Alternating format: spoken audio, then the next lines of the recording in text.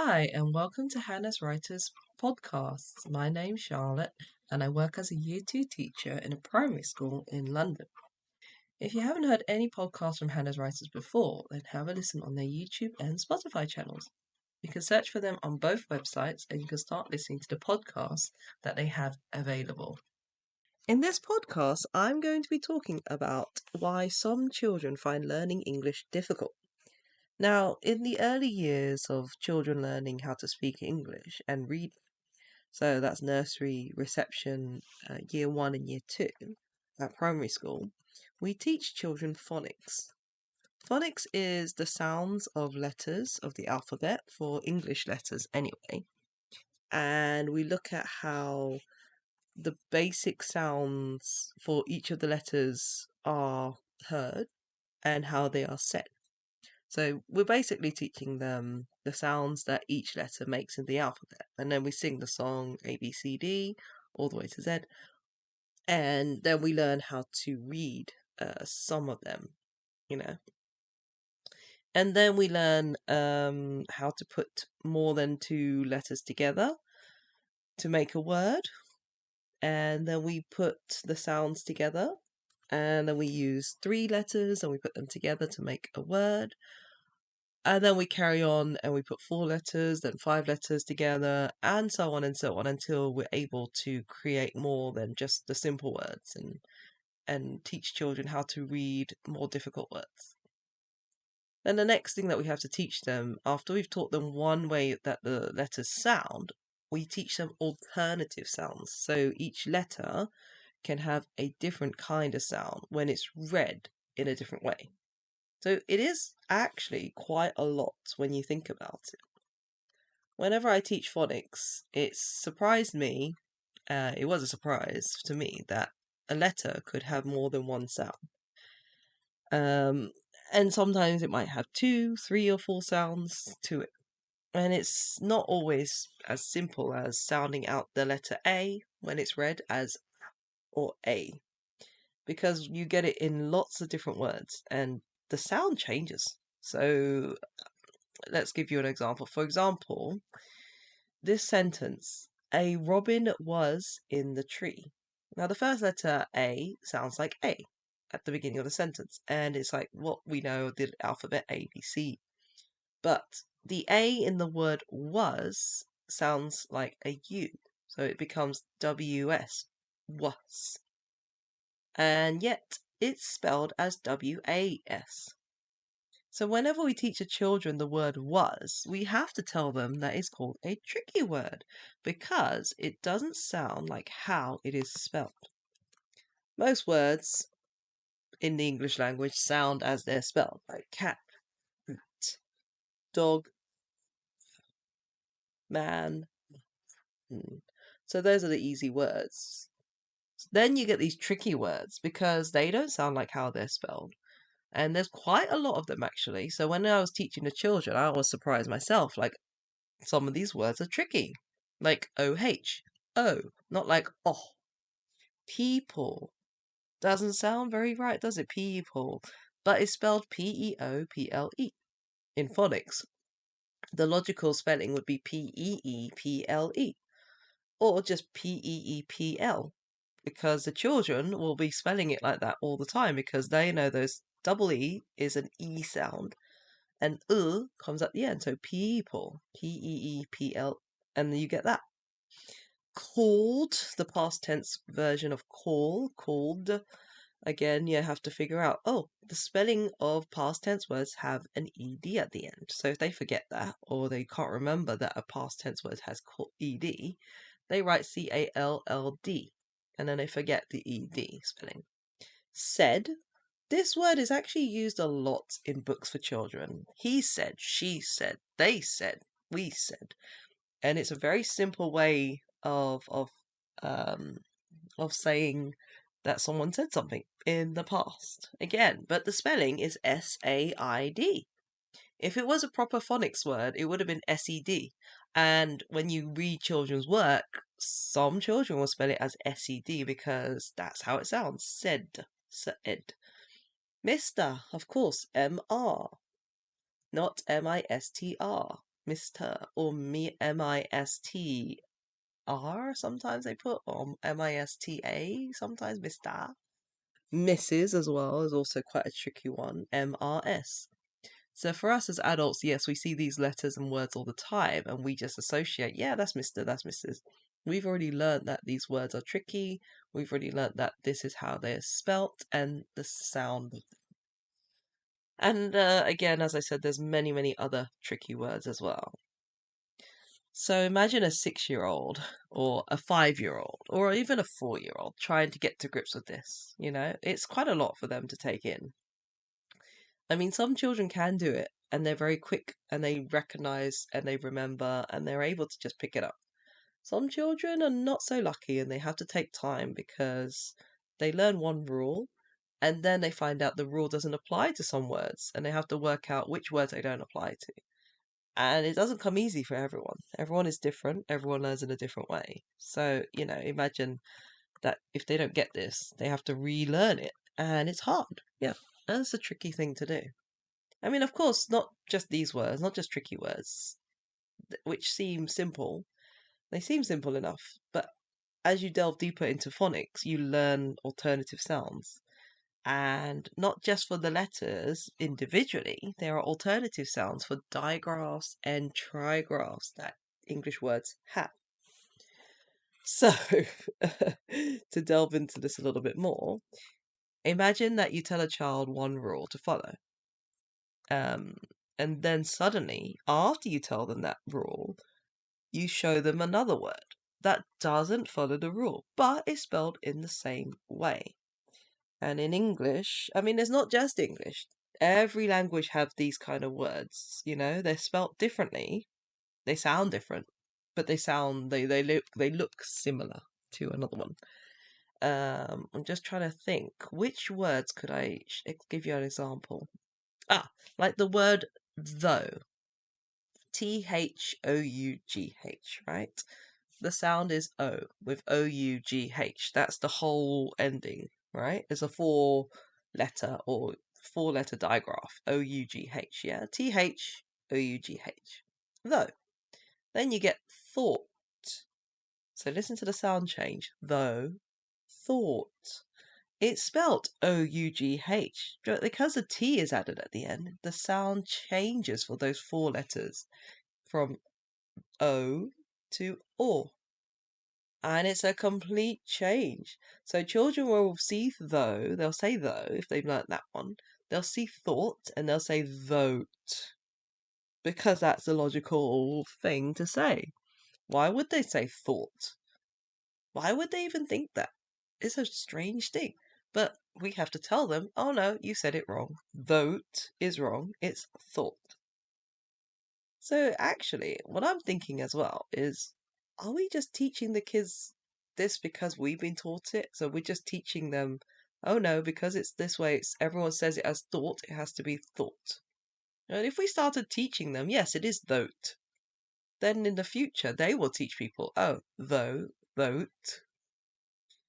It's interesting to think sometimes because you can teach them one thing and then you could teach them something else and it will still be correct because after you've taught them that new thing, they will teach on other people and everyone will be using it. It's kind of like that weird thing where the phenomenon where they use a word as cool or wicked or woke, and that has a different meaning. All the slang terms, basically. And then kids use the slang words and they're like, yeah, it's pretty cool, it's rad, it's woke, it's, whatever. And then you keep using it. The word spreads like wildfire, and every child is suddenly using this word as a slang term. So it's interesting if you think about it. We could actually teach the children a different way of speaking, and they would just pick it up because at that age, how are they going to know? It's quite an interesting thought when I just thought about it myself just now. Anyway, besides the point. So yeah, it's an interesting thing when you think about it. You've already given your child lots of different information about rules of sounding out letters, sounding out words, things that they need to follow, and then suddenly, oh no, this word doesn't follow that rule at all, but it's still spelled the same. But you know what? Abandon that rule before because this is a new word and it's spelled like this, so you just have to learn it like that. So this gives your child, who's probably 5 or 4, or even maybe 6, a lot of information to unpack and get their heads around. You know, they've learnt new rules, they've learnt simple sounds, and now they've got these new sounds. And oh no, here's some alternative sounds. And oh no, that's wrong because it should sound like this. So it kind of then you kind of then begin to understand why children are kind of having a hard time sometimes when they're trying to unpack all of this and try to understand and realize, oh, actually, this is this way and that is that way. Another thing that might also hinder a child's development in their understanding is, yeah, understanding what they are actually reading.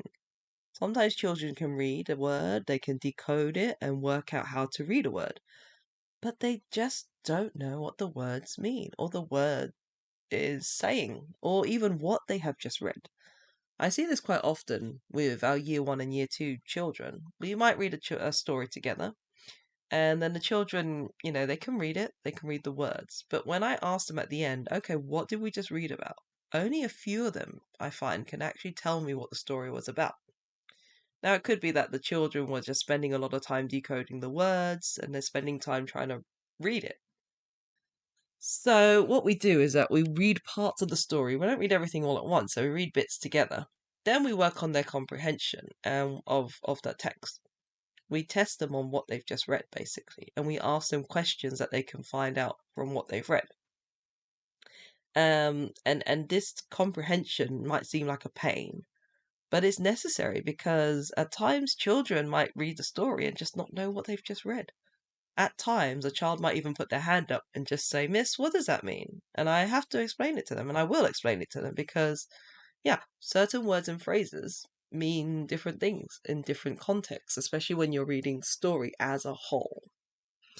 I think last time I did this with the children, they had an issue. I'm just trying to think of an example. It was the phrase, it was raining cats and dogs. It was being used in a sentence because they said something like the child or the woman looked out the window and it was raining cats and dogs. Now, some children actually might take this literally because they didn't know what that meant. And they said, why were there cats and dogs falling from the sky? So, they were taking it literally. So I had to explain it to them that it doesn't mean cats and dogs are falling out from the sky. It just means that outside it was raining heavily. No cats, no dogs. Not that they were there. It was just an expression. And it's a phrase. It's a very British phrase, to be fair. And it could be actually that this child had never heard of this phrase before. It's never been used at home. Their parents have never said it. Other people have never said it to them, They just said, oh, look at the heavy rain. Oh, look, it's raining a lot, That they understand. But the phrase, it's raining cats and dogs, is a very old British phrase. It just happened to be in the story. So yeah, and it's not just the UK, it's not just English that have these kind of phrases and common language or well-known phrases in their writing. Every country has their own kind of language phrases from wherever they come from. And it comes from people who live in that country. It comes from their play on their words in their language. Like for us, it's play on our words in our language and how cats and dogs behave, you know? Um, so it kind of then takes into account that whatever you read, you have to have some degree of knowledge about the country that it's being written in. So for English, you need to have some knowledge of the UK, of England, of the culture and lifestyle here.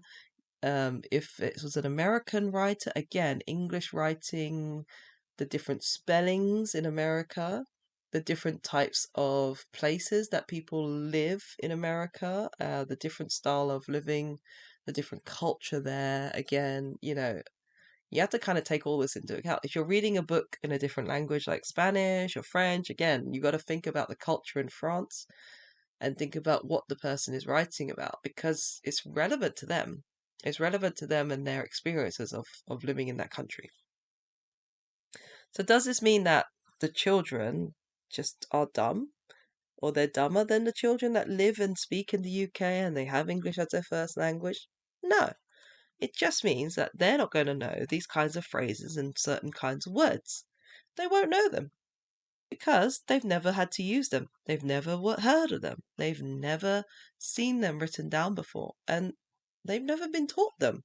So we, as a teacher, we need to take it upon ourselves to think about it. When we're reading a story with the kids, we look at the words. We're like, actually, maybe I can ask the children, do you know what this means? And see what they say. Because it could be that actually they just don't know. So you could be asking them a really good question, but they actually don't know the answer because they can't decide, they can't decode it from there. They've read the story, sure, but they didn't know that that was an answer. So it's quite interesting sometimes, again, English language or any language can just be thought of in this way. So this is just another barrier that children might have to go through, especially when they're trying to learn how to read the English language. And then add on top of this the phonics sounds, the changes, the alternative sounds, the different spellings, and suddenly you do begin to understand why some children find it difficult to read in the first place. I'm not even going to go into the issues that some children might have with reading, for example, like dyslexia, or they might have a delay, or they might have issues just putting sounds together. So all we can say as a teacher, and as I speak for myself, I think practice. Practice is so important for the children. Once they've learned something, new, and they learn how to do it, they just need to keep practicing it. Otherwise, they will forget it. Practice, practice, practice is it's one of the best things for them. And yes, it will be hard at the beginning. Like learning anything is hard at the beginning. But if they persevere and they carry on and they try again and again and again, eventually they will get it right. But it's only through practice and time where they will be able to make these connections and then get better at reading and better at understanding the English language. So if any parents are listening or any children are listening, I'd say practice, please. Practice what you read, practice what you learn, because that is the only way that you can get better. And this doesn't just apply to children, adults as well. If you're learning a new language, practice it. If you're learning how to do something different, practice it, Enjoy it as well. Get things wrong. Enjoy the thing you're getting wrong. Don't get frustrated. Be like, yeah, you can get frustrated. I mean, of course you get frustrated, but think, why am I getting so angry about it? Why am I getting so frustrated that I can't do it? You know? You got to think about it and be like, oh, okay, maybe this is why. Take a moment, think about it, and say, okay, maybe if I try a different approach. As humans, we are able to do that. We can think about things, we can work it out, and then try again. And that's the best part about us, I think, about humans. We can practice, we can learn how to learn. And I think that's one of the most important things that we need to take on with us whenever we go and learn something new. Well, that's it for this podcast. I really hope that you enjoyed it. If you would like to listen to more podcasts, then like and subscribe to Hanaz Writers YouTube and Spotify channels. Thank you so much for listening, and until next time, bye.